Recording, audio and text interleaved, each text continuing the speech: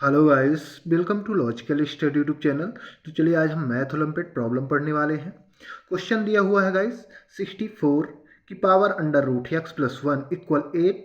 Guys हमें x की value यहाँ फाइंड करनी है, राइट। इस क्वेश्चन को हम सॉल्व करेंगे। सबसे पहले है ना, सेम अपना क्वेश्चन हमने लिख लिया 64 अंडर रूट एक्स प्लस 1 की, है ना, एक्स प्लस 1 इक्वल 8। सेम हमने क्वेश्चन लिख लिया। अब यहाँ आपको क्या करना है गाइस, अगले स्टेप में 64 को आप लिख सकते हैं 8 की पावर 2, राइट। 8 की पावर 2 होल पावर में आपको सेम लगा देना है, अंडर रूट की जो पावर चढ़ी हुई है बाहर से लगी हुई है, x प्लस 1 इक्वल 8 आपको सेम लिख लेना है, राइट। अब यहाँ अगले स्टेप में गाइस आपको क्या करना है, आप जानते हैं कि घातांक का नियम होता है ना, जिसको हम एक्सपोनेंशियल फॉर्मूला बोलते हैं, a की power m whole power n equal a की power m into n, m into n, यानी पावर का आपस में मल्टीप्लाई हो जाता है। तो हम इसको यहाँ लिख सकते हैं अगले स्टेप में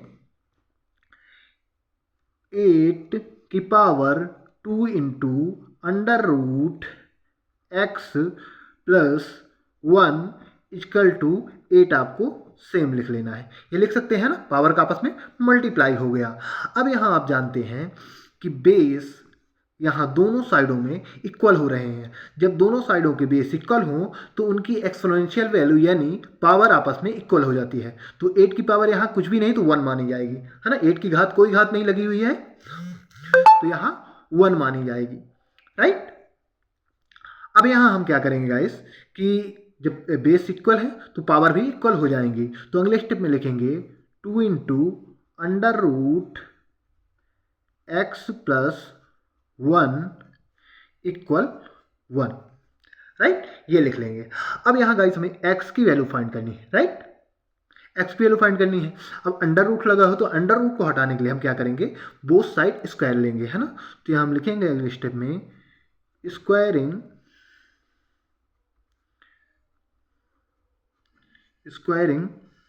both side, squaring both side, right. अब दोनों साइड का हम स्क्वायर कर देंगे। तो यहां अगले स्टेप में हम लिख सकते हैं इसको 2 into under root x plus 1 का होल स्क्वायर, और 1 का स्क्वायर करेंगे तो 1 ही आ जाएगा। तो इसको हम सेम लिख लेते हैं 1। अब यहाँ आप देखोगे गाइस, स्क्वायर को है ना डिस्ट्रीब्यूट करोगे तो यहाँ भी इसको सॉल्व करोगे तो स्क्वायर लगेगा, तो 2 का स्क्वायर यानी 4 आ जाएगा। और यहाँ भी स्क्वायर लगेगा, तो स्क्वायर लगेगा जब तो स्क्वायर से अंडर रूट कैंसिल हो जाएगा, है ना। वर्गमूल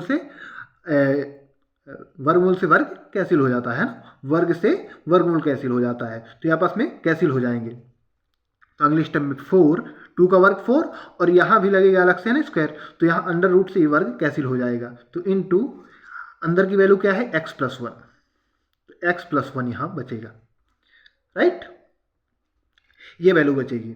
इक्वल 1 आपको सेम लिख लेना है, ठीक है ना। इक्वल 1 आपको सेम लिख लेना है। अब यहाँ आपको क्या करना है गाइस कि 4 का अंदर मल्टीप्लाई करा दीजिए, तो आ जाएगा अगले स्टेप में 4x प्लस 4 इक्वल 1। अब यहाँ आपको x की वैल्यू निकालनी है ना, आपको x की वैल्यू निकालनी है। तो 4x को सेम रखेंगे, 4 की साइड चेंज कर देंगे, तो 4 माइनस में है तो सॉरी प्लस में है तो माइनस में हो जाएगा, तो 1 माइनस 4। अब 1 में माइनस 4 है ना, माइनस कर दीजिए तो आ जाएगा माइनस का 3, बड़ी संख्या का साइन आएगा तो माइनस का 3। अब माइनस का 3 आ चुका है, तो यहाँ क्या करेंगे, x का कोफिशियंट है 4, तो 4 आपको साइड चेंज करनी है 4 की, तो आ जाएगा ये -3 डिवाइड बाई 4, राइट, है ना। गुणे की संख्या कहाँ जाती है, बटे में जाती है। यदि अपोजिट साइड में ले जाएंगे तो कहाँ जाएगी, बटे में। तो ये आ गया है x की हमारे पास एक्चुअल वैल्यू।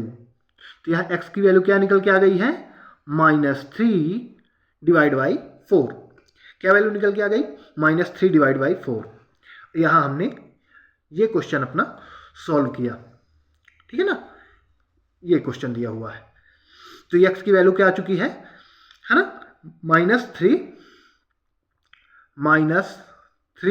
डिवाइड बाई 4, ये वैल्यू आ चुकी है। अब जो x की वैल्यू आई है ना, ये सही है या गलत, हम इसको कैसे है ना मालूम करेंगे। तो चलिए हम वेरीफाई कराते हैं क्वेश्चन को। क्या कराएंगे? वेरीफाई कराएंगे क्वेश्चन को, है ना। चलिए वेरीफाई कराते हैं। तो वेरीफाई कराने का रूल क्या होता है? वेरीफाई, अब इसका रूल क्या होता है? तो हमें सेम पहले अपना क्वेश्चन लिख लेना है। तो क्वेश्चन क्या था? 64 की power under root x plus 1, ये क्वेश्चन था, इक्वल 8, ये क्वेश्चन था। अब हमने जो x की वैल्यू फाइंड की हो क्या है? तो x इक्वल टू हमने निकाला है -3 डिवाइड में 4, ये वैल्यू निकाली है।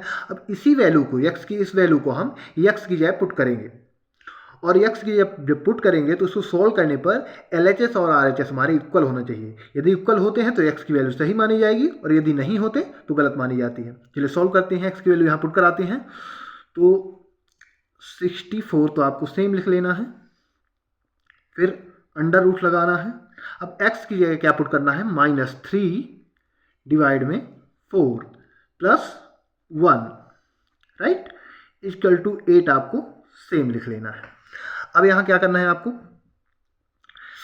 अंडर रूट है ना, 64 की पावर अंडर रूट है ना।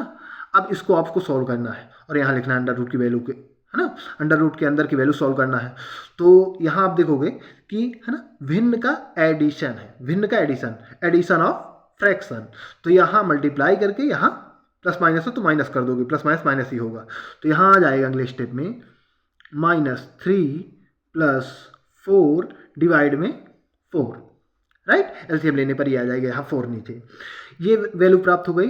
इक्वल टू 8 आपको सेम लिख लेना है। अब यहाँ अगले स्टेप में आपको देखना है कि इसको प्लस माइनस करा दीजिए।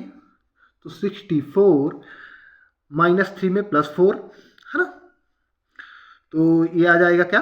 1 आ जाएगा, ओनली 1। तो अगले स्टेप में आ जाएगा 1 divide by 4, 1 divide by 4, right, equal to 8। अब यहाँ अंडर रूट को यदि डिस्ट्रीब्यूट करोगे, है ना, अंडर रूट को यदि डिस्ट्रीब्यूट करते हैं पावर के साथ, तो 1 का अंडर रूट हो जाएगा और 4 का अंडर रूट हो जाएगा, राइट। तो हम डायरेक्ट यहाँ लिख सकते हैं 64 की पावर 1 की पावर, 1 का अंडर रूट क्या होगा? 1 ही आएगा, वर्ग, और 4 का वर्ग क्या आ जाएगा?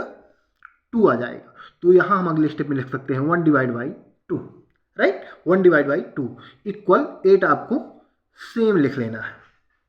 अब गाइस आप जानते हैं कि अंडर रूट ए, है ना, ये फॉर्मूला होता है ए इक्वल, हम इसको लिख सकते हैं ए की पावर 1 डिवाइड बाई 2, यानी अंडर रूट ए को हम लिख सकते हैं ए की पावर 1 डिवाइड बाई 2। यदि अंडर रूट को हटाते हैं तो अंडर रूट की पावर क्या होती है? 1 डिवाइड बाई 2। अंडर रूट की पावर क्या होती है? 1 डिवाइड बाई 2, और यहाँ सेम 1 डिवाइड बाई 2 है पावर, यानी हम 64 को लिख सकते हैं अंडर रूट 64, राइट। पावर को हमने हटा दिया तो इस फॉर्म में हमने लिख दिया इसको। अब यहाँ इक्वल 8 आपको सेम लिखना है। अब आप जानते हैं कि 64 का वर्ग क्या होता है? अंडर रूट 64 का वर्ग 8 होता है। क्या होता है? 8। तो यहाँ लिख सकते हैं 8 इक्वल 8, यानी LHS इक्वल RHS, यानी LHS और RHS हमारे इक्वल हो रहे हैं। यानी हमने जो x की वैल्यू गाइस, x की वैल्यू जो हमने फाइंड की है, x इक्वल -3 डिवाइड बाई 4, ये पूर्णतः क्या मानी जाएगी? सत्य मानी जाएगी। तो इसी के साथ गाइस हम अपना वीडियो समाप्त करते हैं। आशा करते हैं कि यदि आपको इसी प्रकार मैथ्स से रिलेटेड वीडियो देखना है तो आप हमारे चैनल को सब्सक्राइब करें, लाइक करें। जो भी आपके क्वेश्चन रहें कमेंट बॉक्स में कमेंट करें, उनके आंसर आपको प्रोवाइड करा दिए जाएंगे। जय हिंद, जय भारत।